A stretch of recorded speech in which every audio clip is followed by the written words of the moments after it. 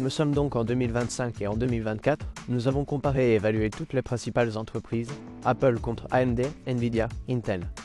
En termes de créateurs, qu'ont réellement utilisé les gens?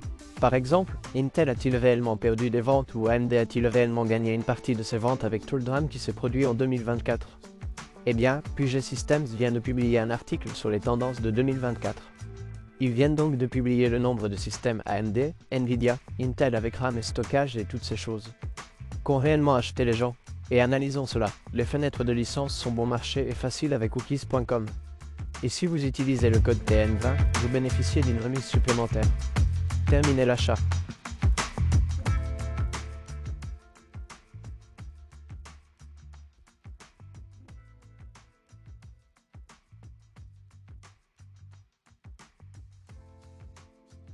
Paramètres. Et vous avez terminé. Consultez également leur licence Microsoft Office 19 et utilisez le même code TN20 pour bénéficier d'une remise supplémentaire. Consultez cookies.com dans la description de la vidéo ci-dessous. Je prends donc des captures d'écran de l'article, et si vous souhaitez le consulter, je vais tout laisser en lien dans la description ci-dessous où vous pouvez également trouver le bouton j'aime et le bouton s'abonner si vous n'êtes pas encore abonné. Et si vous souhaitez me contacter et avez besoin d'une réponse de ma part, je reçois toujours des messages dans les 24 premières heures. Ce qui est très important, c'est qu'il s'agit d'un type de niche très spécifique. Puget Systems ne fait pas vraiment de PC de jeu. Il propose des solutions pour les professionnels créatifs, que vous soyez dans la 3D, la seconde, la vidéo, la photo, l'architecture, la science, les serveurs, les gros calculs scientifiques ou certaines choses chimiques. C'est alors là que vous iriez vraiment pour obtenir votre système ultime. Donc, cela ne représente pas vraiment l'ensemble du marché, si cela a du sens, de tous les PC. C'est un cas très spécifique. Mais comme vous le savez, vous et moi étions des créateurs, il est intéressant de voir ce qui s'est réellement passé. Donc, sur le côté ici, vous pouvez voir beaucoup de choses qui ont été publiées en 2024-2023. Il y a donc différentes baisses et des hauts et des bas en fonction de ce qui se passait, juste pour que vous en soyez conscient. Maintenant, ce premier graphique ici montre les processeurs globaux. 2021, nous avons donc la première année, 2022, 2023 et 2024. En regardant 2021, vous pouvez voir qu'AMD, ce qui est intéressant dans ce domaine, était massivement en tête en termes de vente de processeurs. Il s'agit donc du Ryzen 5000. Et voici la 11e génération d'Intel. Mais vers 2020 et fin 2021-2022, c'est là que la 12e génération d'Intel a été lancée. Et puis cela a explosé en termes de vente pour Intel. Jusqu'en 2022, vous pouvez voir que les ventes des Intel 12 et 13 et bientôt 14e génération ont toujours été supérieures à celles d'AMD. Mais si vous regardez réellement les pourcentages sur le côté ici,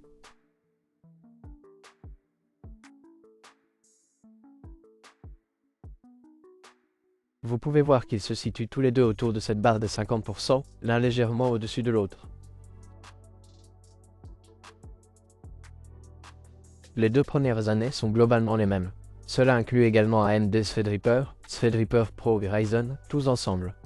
Mais maintenant, 2024, en général, c'est un peu la même chose qu'en 2023 jusqu'à la seconde moitié de l'année, où les choses ont commencé à changer. Les ventes d'AMD ont donc augmenté vers le troisième trimestre, puis les ventes d'Intel ont baissé. Donc, si vous vous souvenez de ce qui s'est passé en 2024 au milieu, c'est qu'Intel a eu des problèmes de stabilité avec les 13e et 14e générations. Et beaucoup de gens n'en étaient pas si sûrs. Même si les PC de Puget Systems n'étaient pas vraiment affectés par le problème, juste la façon dont ils les ont configurés et la façon dont ils personnalisent le BIOS, cela atténue en quelque sorte le problème pour beaucoup de gens.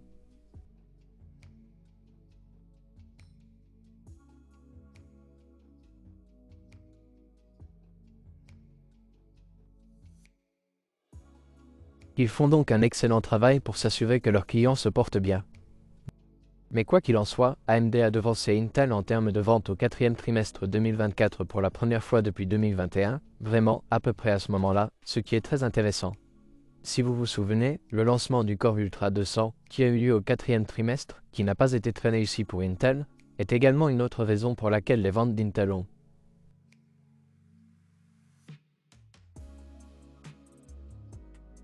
française ajouté le VIP et d'autres options également. En fait, si vous regardez les ventes de Threadripper par rapport à celles de Xeon, alors Threadripper gagne comme 90% même plus. Alors regardons le Ryzen par rapport au Core ou au CPU client, comme Puget Systems aime les appeler. AMD contre Intel 2021 contre 2024. Donc en 2021, vous pouvez voir encore une fois, AMD était plus élevé à cause du Ryzen 5000. Puis en 2022, nous avons la 12e, 13e génération d'Intel. Ryzen baisse parce que, vous savez, nous avons QuickSync et la 12e génération était en fait très bonne.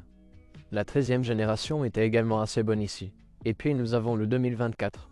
Enfin, cela commence à partir de ce point où 24 commence avec AMD Ryzen environ 20% des ventes à ce moment-là, puis descend légèrement jusqu'au deuxième trimestre.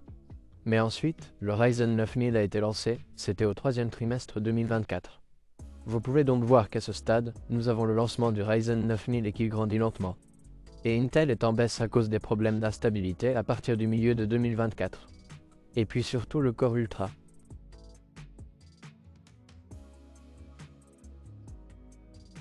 Au lancement, la marge va encore baisser, mais il est intéressant de noter que si vous regardez le graphique global, cette marge de 50% est là, ce qui signifie que la plupart des gens, même à la fin du quatrième trimestre, achetaient toujours des processeurs Core Ultra Series ou, vous savez, des processeurs Core Intel Core plutôt que des processeurs AMD Ryzen. AMD est toujours à environ 40% ici, alors qu'Intel est toujours à environ 60% des ventes.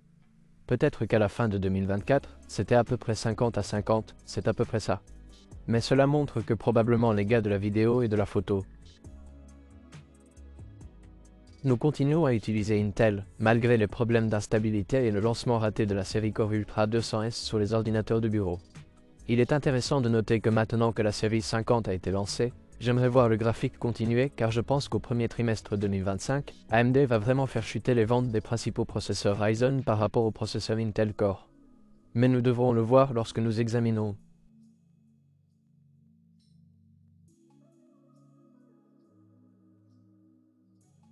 Pour AMD et Intel, nous avons donc Intel Xeon. Et puis évidemment du côté d'AMD, nous avons AMD Threadripper et Threadripper Pro. Si vous vous souvenez, à la fin de 2022, à ce stade, l'AMD Threadripper, AMD l'a tout simplement annulé, il y avait juste Threadripper 3000. Et après cela, le 5000 n'est jamais sorti, il n'y avait que Threadripper Pro qui est venu du 5000. Et c'est pourquoi, fondamentalement, les ventes de Threadripper qui étaient ce graphique bleu-là, ont juste été ajoutées à ce graphique bleu sarcelle d'AMD Ryzen Threadripper Pro qui allait jusqu'à cela. Et vous pouvez voir le bleu, il n'y a rien là-dessus. C'est juste en quelque sorte terminé. En ce qui concerne Intel Xeon, comme vous pouvez le voir, cela oscille entre 10 et 20% quelque part autour du quatrième trimestre 2023, cela représentait un peu plus de 20% des ventes. Mais en 2024, là où nous en sommes actuellement, cela ne représente plus que 10% des ventes. 90% des ventes sont réalisées par les Ryzen Threadripper et Threadripper Pro. Il est intéressant de noter que le Threadripper Pro, même au deuxième trimestre, était un peu plus cher que le Threadripper. Mais en général, ils sont à peu près à 50% autour de 50% à ce niveau-là, tous deux réalisant la plupart des ventes de processeurs pour stations de travail. Et c'est logique, car Threadripper consomme moins d'énergie et vous offre bien plus que ce qu'offre Intel. Dans certains cas, il existe certains flux de travail et certaines situations où Intel Xeon est plus performant.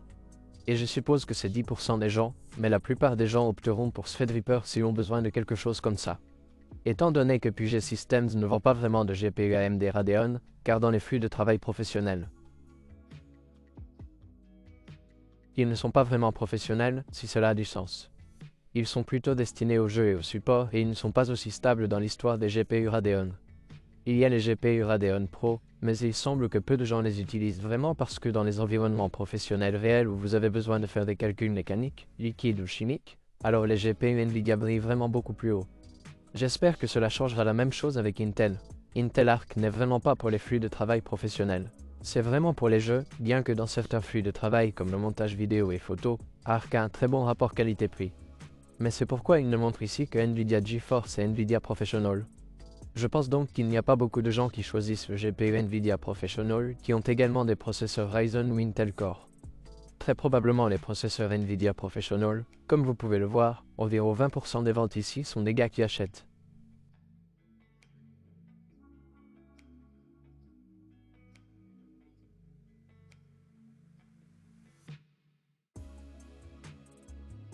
Les processeurs de poste et de travail doivent également être associés à cela, car vous avez besoin de plus de VRAM et c'est ce dont vous avez besoin.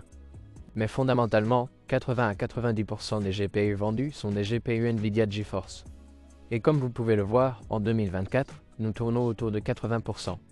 En termes de système d'exploitation, Windows 10 est évidemment un peu vieux maintenant. Et ce que j'aime dans ce graphique, c'est que Windows 10 est en quelque sorte revenu à zéro, passant d'environ 10% à zéro.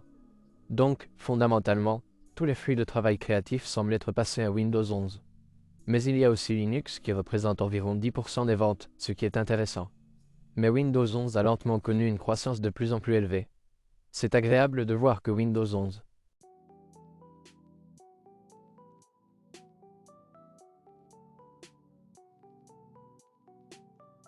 un système d'exploitation totalement stable pour tout le monde en gros. En termes de stockage principal, il s'agit donc de votre système d'exploitation principal et peut-être de certains programmes et, pour certaines personnes, d'un lecteur d'argent. Comment ça s'est passé? Donc, à partir de 2021, vous pouvez voir que c'était juste en dessous d'un teraoctet sur le côté. Et puis, ça a lentement augmenté de plus en plus. Au deuxième trimestre, je veux dire en 2023, c'était à peu près entre 1,5 et 2 teraoctets. Et il est intéressant de noter qu'au fil des années, nos besoins de stockage augmentent également. En 2024, nous avons atteint un pic de plus de 2 teraoctets, puis nous avons un peu baissé. Plus précisément, si nous regardons maintenant le stockage principal par capacité, alors l'un des graphiques importants ici, si vous regardez les 500 gigaoctets, je pense que c'est en quelque sorte devenu obsolète et les gens passeront à un teraoctet minimum. Et ce que je pensais est en fait vrai. Donc, si vous regardez ce graphique ici, ça baisse, baisse, baisse, baisse, baisse. Et vers le premier trimestre 2023, il est tombé jusqu'à 0 par rapport au troisième trimestre 2023. En fait, il n'y a pas beaucoup de ventes sur 500 gigaoctets de stockage. Certains d'entre eux. Mais c'est pratiquement inexistant, et beaucoup de gens se contentent d'un teraoctet. Donc un teraoctet de stockage est le plus courant, comme vous pouvez le voir, ce qui est le graphique ou environ 40%. Et puis à partir de 2024 environ, vous pouvez voir que nous sommes passés de 45 à 50 à 45%. Donc, très fondamentalement, une vente sur deux du système a un teraoctet de capacité de stockage principale.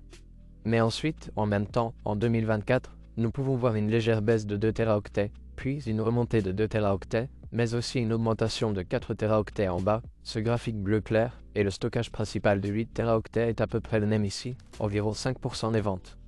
Maintenant, qui a besoin de 8 teraoctets comme stockage principal?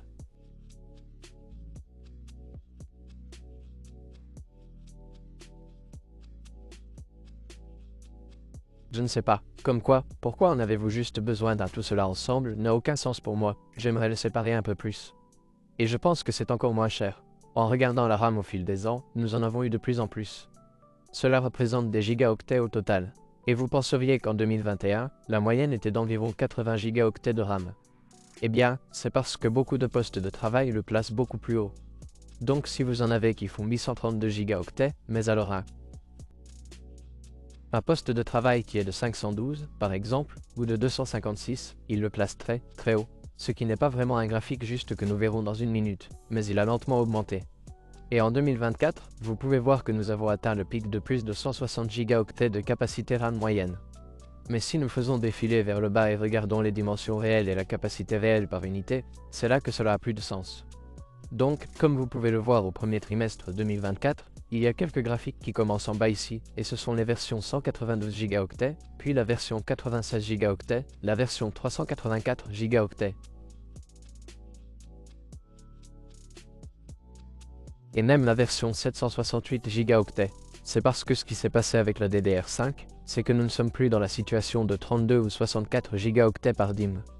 Nous avons aussi des DIMM sticks de 48 gigaoctets et de 96 gigaoctets, ce qui signifie qu'il y a une sorte de nouveau graphique qui commence à se produire parce que 64 gigaoctets n'était peut-être pas suffisant pour certaines personnes.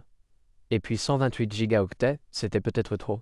Donc le 96 est le bon choix, vous savez, en quelque sorte au milieu. Et puis 128 gigaoctets n'était peut-être pas suffisant pour certaines personnes qui utilisent des plateformes Ryzen ou Core Ultra ou Intel Core. Mais maintenant, nous avons aussi le 192. Et ce que nous pouvons voir ici, c'est que ce bleu clair est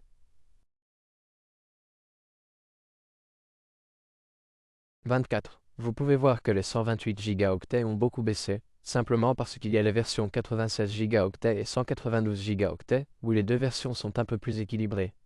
Il est intéressant de noter que la RAM de 256 gigaoctets a augmenté, probablement parce que davantage de systèmes Threadripper ont été vendus et que la capacité de 256 gigaoctets est très courante sur les Threadripper. Il est intéressant de noter que les 64 gigaoctets sont devenus la norme, alors que les 32 gigaoctets ont baissé, baissé, baissé et moins de 10% des systèmes vendus ont une capacité de RAM de 32 Go. Maintenant, je ne sais pas pourquoi les systèmes Puget proposent même 32 Go, car je pense que ce n'est pas vraiment suffisant de nos jours pour les créateurs. C'est peut-être parce que les gens qui les achètent savent qu'ils vont mettre à niveau leur RAM et ils achètent simplement la capacité supérieure et ne veulent pas payer le prix plus élevé des systèmes Puget pour cela. Mais pour moi, ces 32 Go devraient même être inférieurs à 5%. Mais bon, c'est ce que les gens achètent. C'est pourquoi ce graphique est intéressant. Et 64 Go, si vous regardez ici, ont quelque peu baissé et représentent environ 25% des ventes d'ici la fin de 2024. Donc un quart représente environ 64 Go. En conclusion, y a-t-il quelque chose qui m'a surpris? Eh bien, il y a eu plusieurs choses. Je pensais que les ventes des systèmes Intel Core Ultra et Intel Core auraient beaucoup plus chuté, mais elles ont en quelque sorte connu une baisse de 50 à 50. Ou en fait, le Core Ultra et l'Intel Core étaient encore plus performants à la fin de 2024 par rapport au Ryzen d'AMD. 2025 va changer cela car nous avons des GPU Nvidia Series 50 qui prennent également en charge le décodage 422 bits, ce qui signifie qu'Intel QuickSync n'a pas vraiment d'avantage.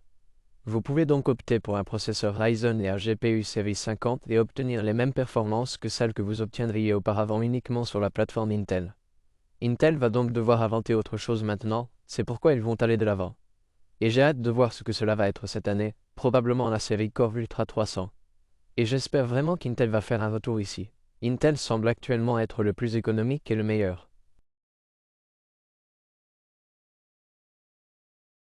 Ce qui m'inquiète, c'est l'avance de Nvidia sur le marché des GPU, ce qui signifie que nous allons continuer à payer beaucoup plus cher pour les GPU parce qu'il n'y a pas de concurrence, et l'avance d'AMD sur le marché des CPU pour stations de travail parce qu'Intel envoie 10% et AMD 90% du marché. Eh bien, c'est comme ça. Mais il est intéressant de noter que chaque entreprise a une avance dans différents domaines. Ainsi, le CPU client, donc les personnes qui font peut-être du montage vidéo et de la création de contenu sur les réseaux sociaux et peut-être pas de si gros studios qui ont besoin de systèmes Threadripper.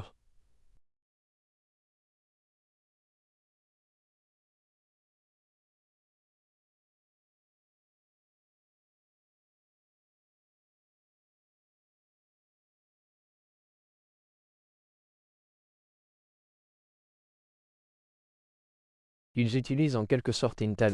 Ensuite, AMD a tout prévu pour les postes de travail PC avec sa plateforme Threadripper. Il n'y a pas de concurrence. Et puis Nvidia a complètement couvert le GPU, il n'y a pas de concurrence. J'aimerais aussi voir les processeurs de Nvidia arriver sur le marché pour voir ce qu'ils vont donner. Donc c'était en 2024-2025. Nous y voilà, voyons ce qui se passe. Merci d'avoir regardé, au revoir.